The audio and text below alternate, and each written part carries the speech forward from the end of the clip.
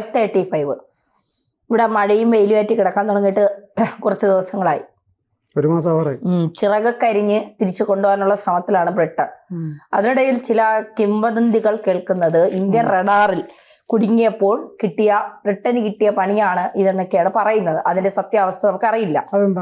അത് അതായത് ഈ ഇന്ത്യൻ റഡാറിൽ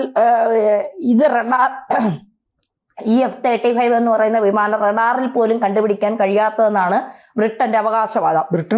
ഇത് നിർമ്മിച്ച കമ്പനിയുടെ അവകാശവാദം അതായിരുന്നു. പക്ഷേ ഇന്ത്യൻ റഡാറിൽ ഇതൊരു ചെറിയ സാധനം നമ്മുടെ രാജ്യത്തേക്ക് വരുന്നു എന്ന്, അതായത് നമ്മുടെ റഡാറിൽ ഇതിന്റെ ചിത്രം പതിഞ്ഞു, ഒരു ചെറിയ രൂപത്തിലാണ് പതിഞ്ഞത്. അത് ഇന്ത്യൻ എയർഫോഴ്സ് അതിനെ കൃത്യമായി ലൊക്കേറ്റ് ചെയ്ത് അതിനെ വീഴ്ത്തി എന്നാണ് പറയുന്നത്. അത് എത്രത്തോളം, കാരണം ഇന്ത്യ അത് സ്ഥിരീകരിച്ചിട്ടില്ല. സോഷ്യൽ മീഡിയയിൽ പ്രചരിക്കുന്ന വാട്സപ്പ് യൂണിവേഴ്സിറ്റികളിൽ പ്രചരിക്കുന്ന വാർത്തയാണ്.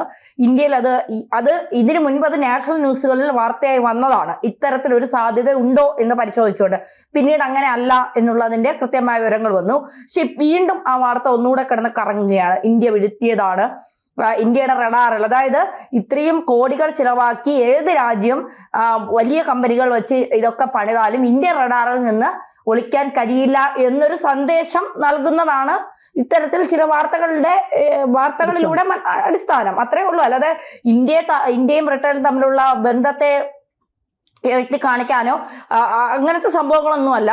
ഇന്ത്യയെ ആക്രമിക്കാനോ അല്ലെങ്കിൽ ഇന്ത്യയിലേക്ക് ഇന്ത്യ അറിയാതെ ഒരു വിമാനം വരികയോ ഒരു യുദ്ധവിമാനം വരികയോ ചെയ്താൽ ഇന്ത്യയുടെ റഡാറിൽ അത് പെടും എന്ന് മറ്റുള്ളവരെ ബോധ്യപ്പെടുത്തുകയാണ്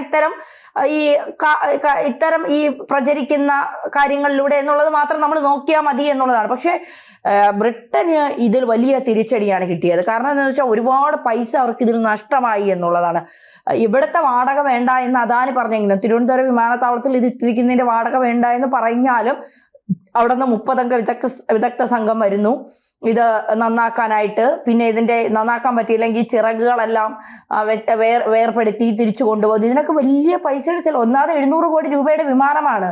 അപ്പൊ ഇത് കൊണ്ടുപോകാൻ നല്ല ചിലവുണ്ട് എന്നുള്ളതാണ്. അപ്പൊ ബ്രിട്ടന്റെ വ്യാപാര മേഖലയിൽ തന്നെ വലിയ രീതിയിൽ ബാധിക്കുന്ന ഒരു കാര്യമായി F-35 മാറി. ഇത് ഉണ്ടാക്കി പോയല്ലോ എന്നുള്ള വാങ്ങിപ്പോയല്ലോ എന്നുള്ള ഒരു എന്ത് ചെയ്യാം, അവിടെ ഇട്ടിട്ട് വരാനും പറ്റില്ല. ഇട്ടിട്ട് വന്ന അവന്മാരൊക്കെ കൂടെ അതിന്റെ ടെക്നോളജി മനസ്സിലാക്കി എടുക്കുകയും ചെയ്യും. എന്നാൽ പോലും അവിടെ കളഞ്ഞിട്ട് വരാനും പറ്റൂല, കൊണ്ടുവരാനും പറ്റൂല. ഈ ചെകുത്താനും കടലിനുമായ അവസ്ഥയിലാണ് ബ്രിട്ടൻ ഇപ്പോൾ എന്ന് പറയാതിരിക്കാൻ കഴിയില്ല. ഇതിലിപ്പോ ഏകദേശം 1000 കോടി രൂപയാണ് ഒരു F-35 വില. ബ്രിട്ടൻ, ഇസ്രായേൽ തുടങ്ങി ചുരുക്കം ചില രാജ്യങ്ങൾക്ക് മാത്രമാണ് ഈ പുതുതലമുറ വിമാനം ഇതുവരെ അമേരിക്ക നൽകിയിരിക്കുന്നത്. മറ്റു രാജ്യങ്ങൾ ഈ വിമാനത്തിനായി ക്യൂ നിൽക്കുന്ന ഘട്ടത്തിലാണ് അപ്രതീക്ഷിത തിരിച്ചടിയായി കേരളത്തിൽ കുടുങ്ങിക്കിടക്കുന്ന സാഹചര്യം F-35 ഉണ്ടായത്. ഇന്ധനം കുറവായതിനാലാണ് തിരുവനന്തപുരം അന്താരാഷ്ട്ര വിമാനത്താവളത്തിൽ ഇറക്കിയതെന്ന് പറയുന്ന ബ്രിട്ടീഷ് റോയൽ നേവിക്ക് എങ്ങനെയാണ് തിരിച്ചു കൊണ്ടുപോകാൻ കഴിയാത്ത തരത്തിൽ വിമാനത്തിന് തകരാർ സംഭവിച്ചത് എന്നതിന് കൃത്യമായ മറുപടി നൽകാൻ കഴിഞ്ഞിട്ടില്ല. ഇതാണ് F-35 സൃഷ്ടാക്കളായ അമേരിക്കയ്ക്കും ഈ ആധുനിക യുദ്ധവിമാനം തിരുവനന്തപുരത്ത് ഇറക്കിയ ബ്രിട്ടീഷ് നേവിക്കും തിരിച്ചടിയാകുന്നത്.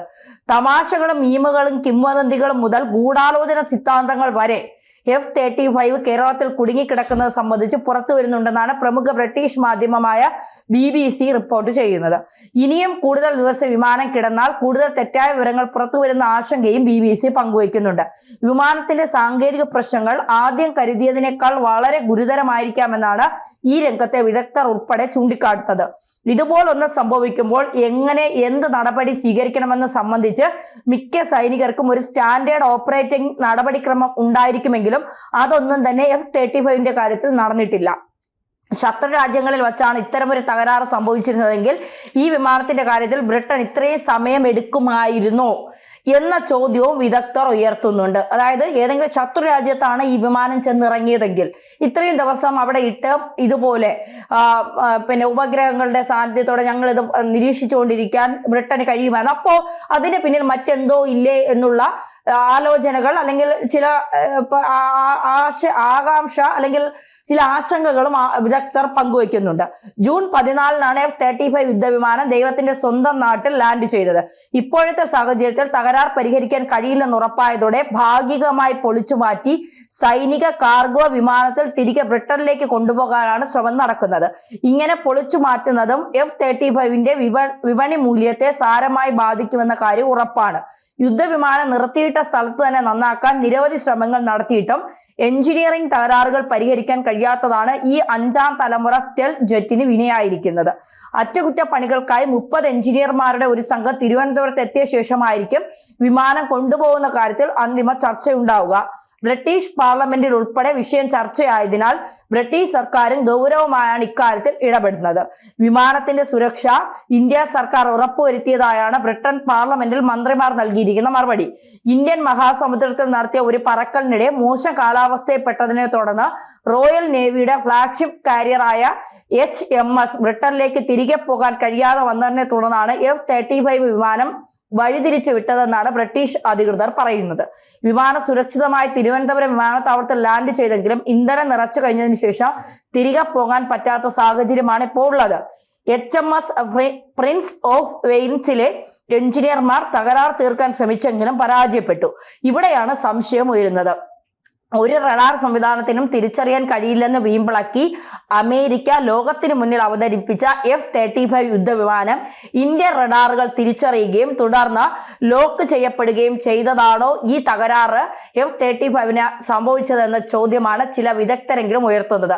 ഈ ചോദ്യങ്ങൾക്കും ബ്രിട്ടീഷ് റോയൽ നേവി ഇതുവരെ മറുപടി നൽകിയിട്ടില്ല. ഇന്ത്യൻ നേവിയും F-35 എന്താണ് സംഭവിച്ചത് എന്നത് സംബന്ധിച്ച് കൂടുതൽ വിവരങ്ങൾ പുറത്തുവിട്ടിട്ടില്ല.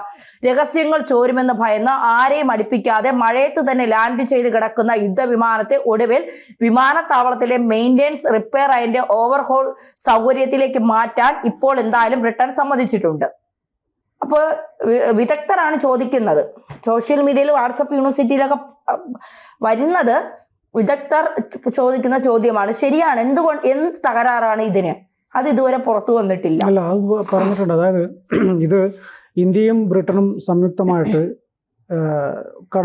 ഉൾക്കടലിൽ പരീക്ഷണം നടത്തുകയായിരുന്നു. അവർ പരിശീലനത്തിൻ്റെ ഭാഗമായിട്ടുള്ള സംയുക്ത പരിശീലനം നടക്കുന്നതിനിടയിലാണ് ഈ വിമാനം രാത്രിയിൽ പറന്നു പൊങ്ങിയതിന് ശേഷം തിരിച്ച് ഉയർന്ന തിരമാലകളും മഴയും കാരണം ഇത് കറക്റ്റ് ഈ പറഞ്ഞ കപ്പലിലേക്ക് HMS പ്രിൻസ് ഓഫ് വെയിൽസ് എന്ന് പറഞ്ഞ കപ്പലിൽ ഇറങ്ങാൻ പറ്റാത്ത സാഹചര്യം ഉണ്ടായി. അപ്പോൾ ഇത് കുറേ നേരം അവിടെ പറന്നു, പക്ഷേ ഇറക്കാൻ പറ്റുന്നില്ല. അപ്പം നോക്കുമ്പോൾ ഇന്ധനം തീരാൻ പോകുന്നു. അപ്പോൾ അടിയന്തരമായിട്ട് പിന്നീട് ലാൻഡ് ചെയ്യാൻ പറ്റുന്ന സ്ഥലം എന്ന് പറഞ്ഞാൽ ഈ തിരുവനന്തപുരം വിമാനത്താവളമേ ഉള്ളൂ. ഈ വിമാനത്താവളത്തിന് വളരെ നേരത്തെ തന്നെ ഈ ഇൻറ്റിമേഷൻ കിട്ടിയിട്ടുണ്ടായിരുന്നു. നമ്മളിങ്ങനെ ഇവിടെ പരീക്ഷണങ്ങൾ നടത്തുന്നുണ്ട്, എന്തെങ്കിലും രീതിയിലുള്ള അടിയന്തര പ്രാധാന്യം വന്നു കഴിഞ്ഞാൽ ഇവിടെ ഇറക്കാനുള്ള പെർമിഷൻ തരണം എന്നുള്ളത്. അത് കേന്ദ്ര വ്യോമയാന മന്ത്രാലയം നൽകുകയും ചെയ്തിരുന്നു. അപ്പോൾ ഈ വിമാനം ഇറങ്ങുന്നതിന് തൊട്ട് മുന്നേ തന്നെ ഇങ്ങനെ ഒരു വിമാനം ഇറങ്ങാൻ പോകുന്നു എന്ന വിവരം കൊടുക്കുന്നു. വിമാനം ഇറങ്ങാനുള്ള സംവിധാനങ്ങളെല്ലാം ചെയ്തു കൊടുത്തു. പക്ഷേ അടിയന്തരമായിട്ട് ലാൻഡ് ചെയ്യുന്നതിനിടയിൽ ഈ വിമാനത്തിൻ്റെ ഹൈഡ്രോളിക്കിന് പ്രശ്നം വന്നതാണ്. ഹൈഡ്രോളിക് തകരാറിലായതാണ് ഇതിന് പിന്നീട് പറന്ന് പൊങ്ങാനുള്ള ബുദ്ധിമുട്ടുണ്ടായത്. അപ്പോൾ തന്നെ ഈ പൈലറ്റ് അവിടെ വിവരം അറിയിക്കുന്നു. ഇന്ധനമൊക്കെ നിറച്ചു കഴിഞ്ഞു, വിവരം അറിയിക്കുന്നു. അപ്പോൾ അവിടുന്ന് ഒരു ഹെലികോപ്റ്ററിൽ 2 എഞ്ചിനീയർമാർ വരുന്നു. അവർ നോക്കുന്നു, നടക്കുന്നില്ല. ഈ പൈലറ്റ് ഉൾപ്പെടെ തിരിച്ചു പോകുന്നു അവരുടെ കൂടെ.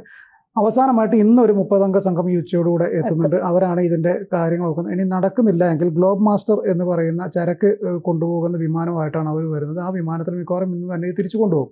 പക്ഷെ കൊണ്ടുപോകുന്ന വഴിക്ക് ഇതിൻ്റെ ചിറകുകൾ രണ്ടും അഴിച്ച് മാത്രമേ അതിനകത്ത് കയറ്റാൻ പറ്റുള്ളൂ. അത് ഏകദേശം 75,000-ഓളം കിലോഗ്രാം വഹിക്കാൻ പറ്റുന്ന ഒരു വിമാനമാണ്, ചരക്ക് വിമാനമാണത്. അപ്പോൾ അതിൽ കൊണ്ടുപോവുക എന്നത് മാത്രമേ ഇനി അവസാന രക്ഷയുള്ളൂ. അപ്പോൾ ഇന്ന് വരുന്ന 30 എഞ്ചിനീയർമാർ എന്താണ്, ഏത് രീതിയിലാണ് മറ്റേ ചെറിയ സ്പാനറൊക്കെ എടുത്തിട്ടാണ് വരുന്നതെന്നുള്ളതൊക്കെ നോക്കണം. അവർക്കൊണ്ട് നേരെയാക്കാൻ പറ്റുവാണെങ്കിൽ ഇവിടെ നേരെയാക്കിയിട്ട് അത് പറത്തിക്കൊണ്ട് പോകും. അല്ലെങ്കിൽ അതിൻ്റെ ചിറക് കഴിച്ച് ഈ ഗ്ലോബ് മാസ്റ്റർ എന്ന് പറഞ്ഞാൽ അതിനകത്ത് കൊണ്ടുപോകും. ഇതാണ് എൻ്റെ അപ്ഡേഷൻ. പിന്നെ നമ്മുടെ ഇവിടുത്തെ വിദഗ്ധന്മാർ ചോദിക്കുന്നതിനൊന്നും മറുപടി പറയാൻ റോയൽ നേവിക്കാർക്കൊന്നും നേരമില്ലടോ. അവർക്കൊക്കെ ഇഷ്ടംപോലെ നമ്മുടെ പിള്ളേരെ നമ്മളങ്ങനെ ചെറുതാക്കി കാണിക്കാം. നമ്മുടെ പിള്ളേർക്ക് നേരെയില്ല. ചിലപ്പോൾ നമ്മളെ ഇന്ത്യക്കാർ റഡാർ കുരുങ്ങിയപ്പോൾ വലിച്ചിട്ടതാണ് നമുക്ക് അഭിമാനത്തോടെ പറയാം. അങ്ങനെയാണെങ്കിലും അല്ലെങ്കിലും.